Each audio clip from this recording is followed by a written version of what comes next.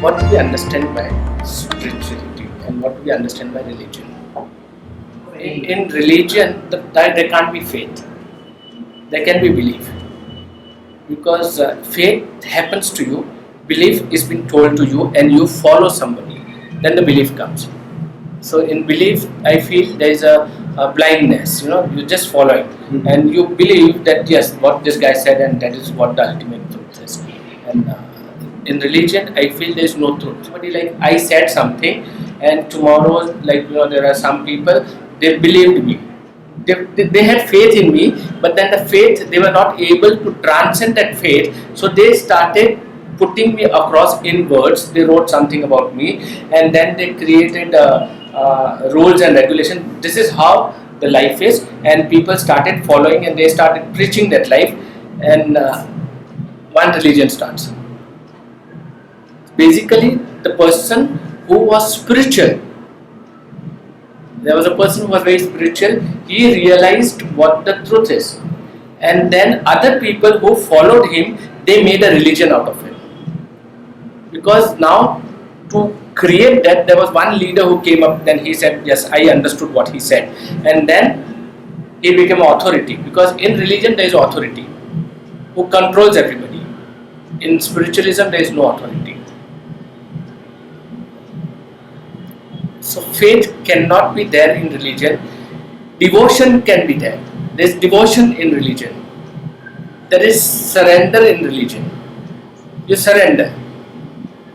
But then it is again conditionally surrender, not total surrender. Because at time when you are in the temple or when you are with that community, you surrender. Now what is the difference between religion and philosophy? What is the difference?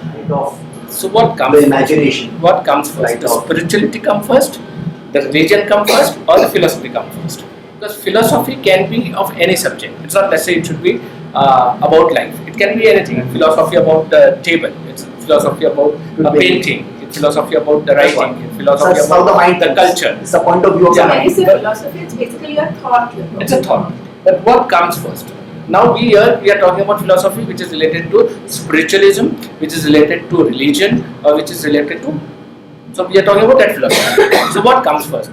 Usually, if you see what comes in a person's life first religion comes because it has been inculcated into him by the society and parents. Right. And when he starts thinking on his own from whatever he has learned and what he analyzes from it, this philosophy develops. And then finally reaches spirituality state. When he understands that all this philosophy this is also not of much use, then he really starts seeking for the truth. Then spirituality then comes later. So in one word, if you try to understand, the religion does not have God. It does not have God. It has an image, picture, or visualization of God. But there is no God. In philosophy, there is no wisdom. And in religion, there is no wisdom. There is a philosophy. In religion, there is a philosophy. But again, the wisdom is missing from philosophy also and religion also. In spiritualism, there is God and wisdom. Because if the wisdom comes, the God comes in. Because till you are not connected, the wisdom doesn't come in. Define God. Huh? Define God. Nothing. And see, you define God as spiritualism, then there is something in front of you, there is dualism. There is somebody is there and you are there, and there is somebody whom you can complain to. So there is a philosophy behind every religion, but in practice it is gone off, because again the controller came and he wanted a crowd, he wanted a group, and he wanted to be a boss. So the religion didn't come across the way it has to come across. The essence behind it was lost, is lost, because everything has to go internally, but here it is stuck to the knowledge. In religion, the approach is, you are to be, there should be conviction. Where in spiritualism, and religion and philosophy, they are almost like brother sister. They're together. Because what happens, suppose he is a religious guru and he says, God has said this. I'll believe him and I'll say that God has said this, which is not there in my life, which is not there in his life too. Whatever he said and whatever he preached. But there is a knowledge of that. Now what happens when we are talking and that quote comes across and I'll quote that कि हमारे में यूं बोला हुआ है, हमारे में यूं बोला हुआ है. According to the scriptures. According to scriptures. So we talk about the scriptures, which is just there as a scripture. The book is enlightened, not we. We are the same. Interpretation is ours. There's no interpretation also. We just get that quote. What we do in getting the quote, we are not practicing that actually. We are not practicing that, but when it comes, हमारे में भी यूं बोला हुआ है कि it should be like in our religion also it is said. So what? How does it matter? Where the importance of that said is there. Why there like it is second-hand knowledge, it's not your own experience. Yeah, that becomes second-hand knowledge is philosophy. It turns into philosophy. That knowledge is philosophy only. And in spiritualism, you experience yourself, maybe on a subtle level or maybe on another level, but something you experience and then you talk. Then you are talking about yourself. Maybe the same quote. Maybe what Gita said or Quran said or Bible said, you may now refer, but as your experience will refer. So, because you will experience the same thing. Religion. There is a lot of fear behind because you do not want to move out of that circle. Because there is a fear that you will be thrown out, then where are you? Whereas in spiritualism, there is nobody, so you are alone. When religion is created by society, parallel thought and a very similar thought, which is the outcome of this, because God is created by man. God has what today all religions preach kind of what we say as God is been created. Lovely, that's a lovely share. Religion is created by the flesh, a man, and for men, not for the God. Religion is created by man, for man, not for the God. Doesn't work because there is a lot of fear being put. Now, why do we need this in religion that we will be going to hell or heaven? There is a reason behind it why, but the reason is been twisted and it has made it physical that you are burnt and you are this and that. It made it physical. So there is a fear, and this kind of fear you can do with children. Like you play with children. Don't do this, otherwise this will happen. We are being treated as kids in religion that this is how you live, or you will have this. Ask any religious teacher that have you experienced the hell? He's only experienced the hell. Actually, he's only experienced the hell. He hasn't experienced the heaven, the real happiness of the life. But he has only experienced that. So if you ask him, have you seen that usko tel mein talte hain, done something, he wouldn't have an answer. Because he said he'll give you a number of the page, number of the quote, and said कि भगवत गीता में या तो वेदा में या तो कुरान में ये number पे ये लिखा है. So what? लिखा है. So what? That was exactly his experience. The one who said, not the one who wrote, the one who said that this is how the life is, because he experienced the life. He's been there. Now, person who has written, he hasn't been there. That's the second hand. Now we are getting the third hand, and the writing part also happened. A lot of scriptures were written after a lot of years. And other thing, like suppose like Paritosh tells me something, his experience maybe, this is what he saw. Now what he saw was a very little part of seeing. But for what he saw and before that what he went through was a big portion. But when he declares that this is reality, it's a small 2 words or 5 words or 1 sentence. Now we follow in that 1 sentence, we do not know for that particular sentence what he declared, what he has gone through and what he has experienced behind that. So we just know his experience in 1 line. That too in a poetic way, which is already confusing. You can take out your meaning according to your understanding and your knowledge, and so it's so difficult to say that what Paritosh has gone through and what he understands. So we just listening to the words and we take out the meaning with the depth behind that words. We do not go into the feeling what Paritosh has gone into, and that becomes our knowledge, and we quote it. And by quoting, we say that we know it.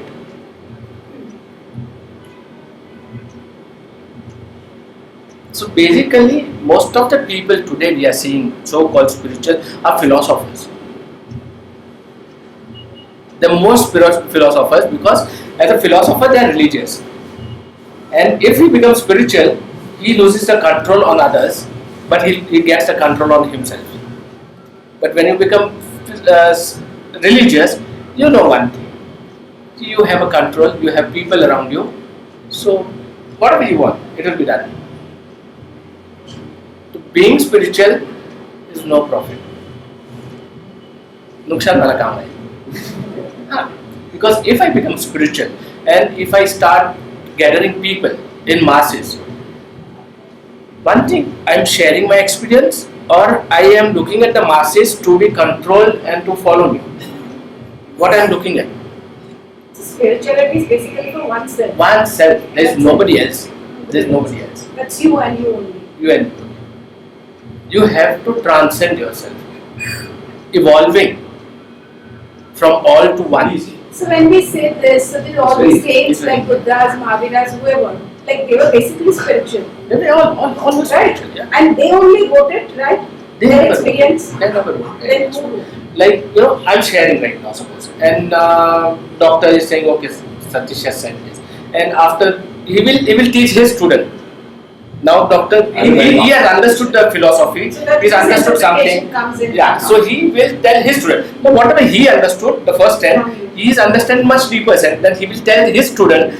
The student may understand according to his knowledge and understanding. Then it will pass on. After some years, you will feel that it's getting more and more distorted. Then it will be put down on the papers, and the book will be written, and then the rules will be written for it, and that is how you follow the rules, and the system is there. Once they are following the system, if you have a system, there's somebody who controls the system also. System needs control. Today you can say a political party is a religion. It's a religion. There is somebody who tells you how do you live and whom should you vote, and this is what we can do for you, and this is how it is. In religious, you can always, I didn't like this, so I can switch over to another.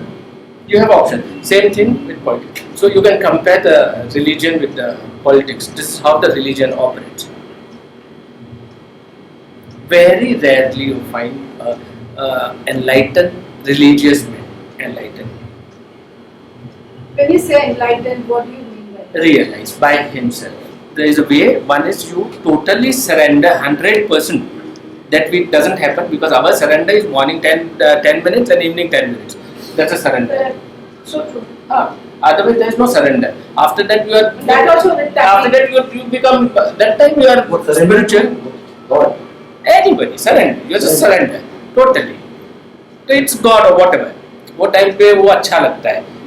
उसके बाद में you are the same what you are all day when you are in the business, because if you are spiritual 24/7.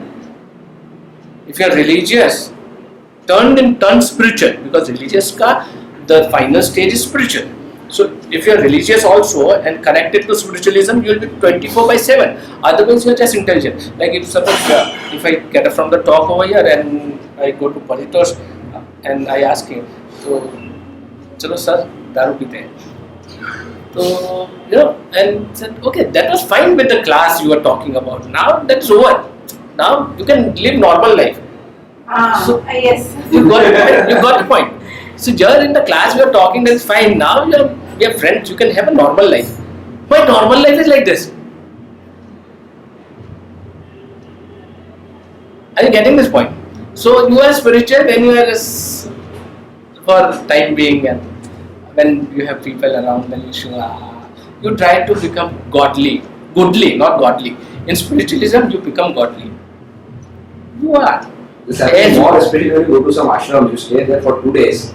You feel so wonderful. The moment you leave the gate of that ashram, it's all over.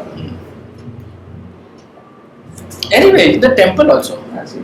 Mosque, Everywhere. In the temple, mosque, because see, one thing is the aura. We are not talking about that subject right now. One thing is you are trapped into that thought aura, that consciousness. You are into that consciousness, and consciousness has embraced you because everybody comes with a very positive mindset, and you get that consciousness around you, and you're so much enveloped, you feel so good about it. And once you are out, you are again with that same noise and same thoughts. And like suppose if you go for a picnic, how do you feel?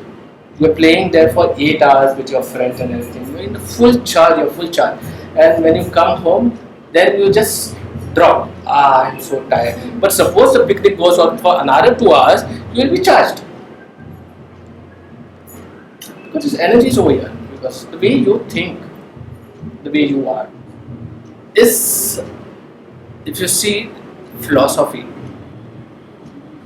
if you talk to a philosopher, if you talk to a spiritual guy, and if you talk to a religious person, what is the attitude difference you find? You must have spoken to all in your life. A philosopher, you go down and you'll find the first person will be a philosopher.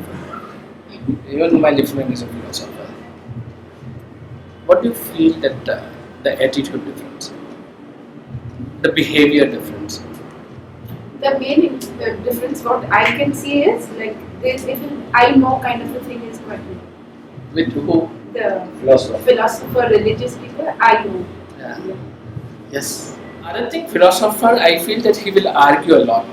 Because Yes. again he will try to prove himself that he knows it. So Because there is lot of Religious ego. person also don't try to just say, yeah, right here, we finished. No, he will try to prove in his Both the boundary. cases, they are just Like trying to suppose prove. if he's a Vedic guy, so he will try to prove everything into the Yes. format of a Veda. You know, Veda says like this, Right. so it is like this. Veda says truth, so it is like this. So he will put a boundary of his books where he is come out from.